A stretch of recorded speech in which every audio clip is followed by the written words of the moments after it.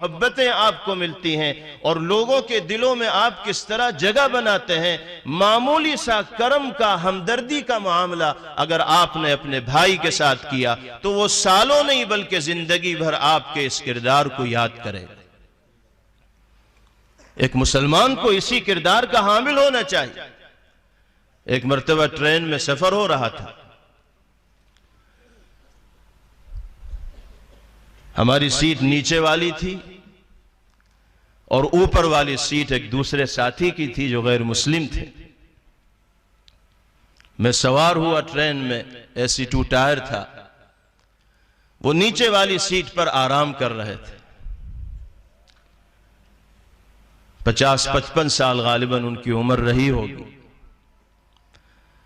میں سیٹ کے قریب پہنچا تو انہوں نے پوچھا آپ کی کون سی سیٹ ہے؟ میں نے کہا یہی جس پہ آپ آرام کر رہے ہیں۔ تو وہ اپنا بسترا سمیٹنے لگے۔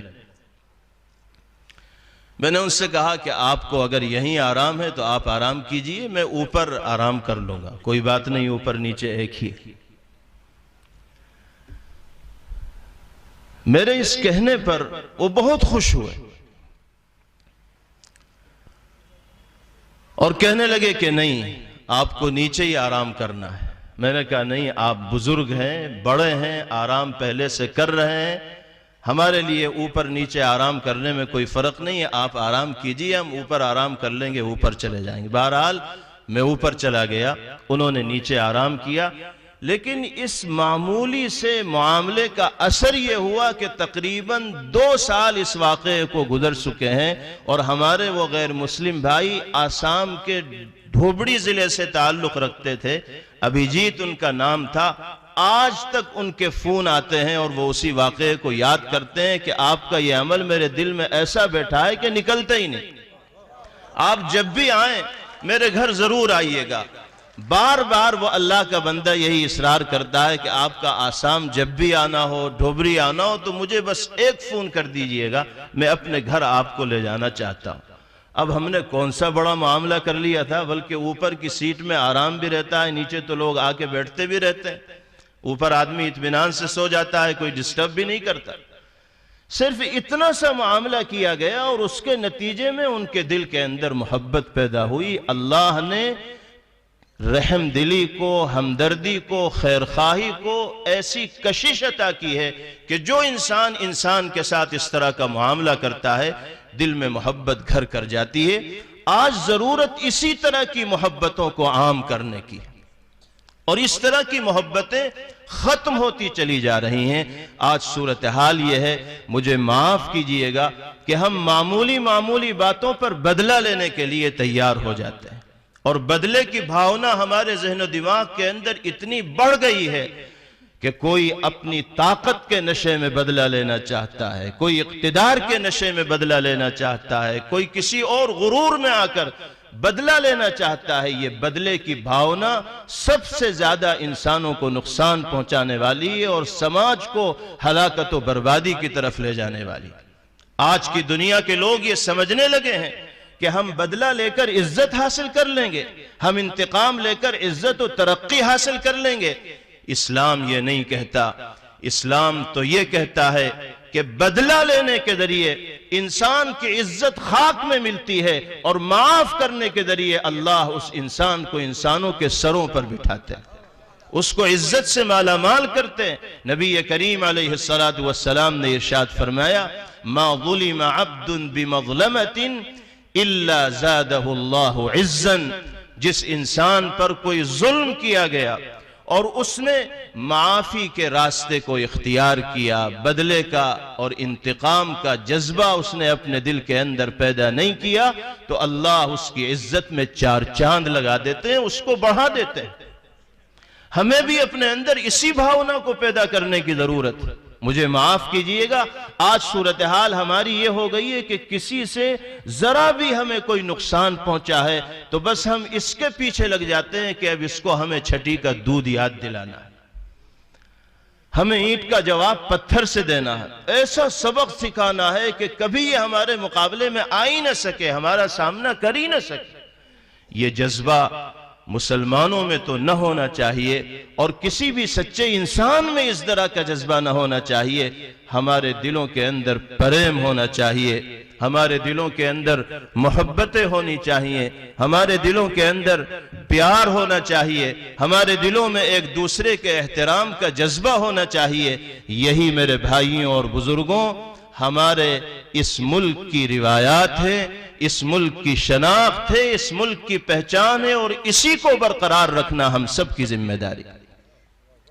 میں پھر اپنی پرانی بات کی طرف لوٹ کر آتا ہوں کہ یوم جمہوریہ کی مناسبت سے منعقد آج کے اس پروگرام میں جہاں ہماری ذمہ داری ملک کی جمہوریت و سیکولرزم، سنویدھان و آئین کی حفاظت کرنے کی ہے، وہیں حکومتوں کی ذمہ داری بھی سنویدھان و آئین کی حفاظت کرنے کی ہے۔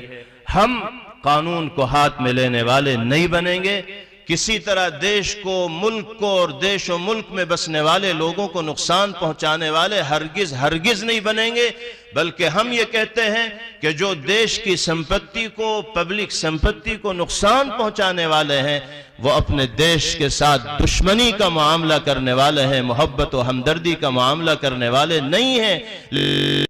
لیکن حکومتوں کی بھی یہ ذمہ داری ہے کہ وہ اپنی حکومت کے نشے میں رہ کر سنویدھان و آئین کی دھجیاں اڑانے والی نہ بنے، کوئی ایسا اقدام کرنے والی نہ بنے جس کی وجہ سے لوگ قانون کو ہاتھ لینے کی طرف آئیں اور اس راستے کے اوپر چلنے والے بنیں۔ تالی دونوں ہاتھ سے بچتی ہے، دونوں طرف سے جب تعاون ہوگا، دونوں طرف سے جب ذمہ داریوں کو صحیح طور پر ادا کیا جائے گا تو پھر گاڑی سیدھی راستے کے اوپر چلتی رہے گی اور کوئی روڑا اور رکاوٹ درمیان کے اندر نہیں آئے گا۔ اللہ پاک ہم سب کو عزت و عافیت کے ساتھ، امن و سلامتی کے ساتھ اس ملک میں جینے کی اور زندگی گزارنے کی توفیق عطا فرمائے، اور ہر اعتبار سے اللہ اس ملک کو ترقیات سے اور کامیابی سے ہمکنار فرمائے۔ میرے شہر کے بہت ہی معزز و محترم ساتھیوں، اس شہر کی حفاظت ہم سب کی مشترکہ ذمہ داری ہے۔ شہر کے ایک ایک فرد کی حفاظت کرنا ہم سب کی اپنی ذمہ داری ہے۔ ہمیں صرف اپنی حفاظت کے لیے فکر مند نہیں ہونا ہے، بلکہ شہر کے ہر باسی کی حفاظت کے لیے فکر مند ہونا ہے۔ ہمارے ہندو بھائیوں میں سے بھی کسی کو نقصان نہ ہو، عیسائی بھائیوں میں سے بھی کسی کو نقصان نہ ہو، اور دوسرے دھرم اور مذاہب سے تعلق رکھنے والے لوگوں کو بھی نقصان نہ ہو۔ اسی طرح ہمارے ان بھائیوں کو، برادران وطن کو بھی یہ فکر رکھنی چاہیے کہ ملک میں بسنے والے مسلمانوں کو کوئی تکلیف نہ ہو، ان کے حقوق کے اوپر ڈاکے نہ پڑیں، اور ان کی زندگی کو اجیرن اور تنگ نہ کیا جائے۔ دونوں طرف سے اگر ذمہ داریوں کو ادا کیا جائے گا تو حسن و خوبی کے ساتھ یہ کارواں چلتا رہے گا اور عزت و عافیت کے ساتھ زندگی گزرتی رہے گی۔ آپ حضرات یہاں بڑی تعداد میں اکٹھے ہیں، جمع ہیں، وقت پورا ہو رہا ہے۔ میں محبت کے پیغام کے ساتھ اپنی بات کو ختم کرنا چاہتا ہوں اور یہی عرض کرنا چاہتا ہوں کہ امن کی جس نگری کے نام سے آپ کا اور ہمارا یہ شہر مشہور ہے، اس کے اوپر کوئی داغ اور دھبا نہ لگنا چاہیے۔ اگر لگا بھی ہے تو اس کو ہمیں اپنے کردار سے دھو دینا چاہیے، صاف کر دینا چاہیے، اور آنے والے وقتوں میں کسی کو یہ محسوس نہ ہو کہ یہاں پر امن اور سلامتی کے اوپر کوئی دھبا لگا تھا۔ کیوں بھئی ہم سب اس کے لیے تیار ہیں یا نہیں؟ ہم سب کو مل جل کر وطن کی حفاظت کے لیے جد و جہد کرنی ہے، شہر کی حفاظت کے لیے جد و جہد کرنی ہے، اور امن و سلامتی کے ماحول کو ہر حال میں برقرار رکھنا ہے۔ میں اس شہر کے ساتھ اپنی بات ختم کرتا ہوں کہ 7 صندوقوں میں بھر کر دفن کر دو نفرتیں، 7 صندوقوں میں بھر کر دفن کر دو نفرتیں۔ آج انسان کو محبت کی ضرورت ہے بہت، آج انسان کو محبت کی ضرورت ہے بہت۔ یہ دنیا نفرتوں کی آخری اسٹیج پہ ہے، یہ دنیا نفرتوں کی آخری اسٹیج پہ ہے، علاج اس کا محبت کے سوا کچھ بھی نہیں۔ اور راحت اندوری کا یہ شعر بھی میں پیش کرنا چاہتا ہوں، ہم اپنی جان کے دشمن کو اپنی جان کہتے ہیں، ہم اپنی جان کے دشمن کو اپنی جان کہتے ہیں، محبت کی اسی مٹی کو ہندوستان کہتے ہیں، محبت کی اسی مٹی کو ہندوستان کہتے ہیں۔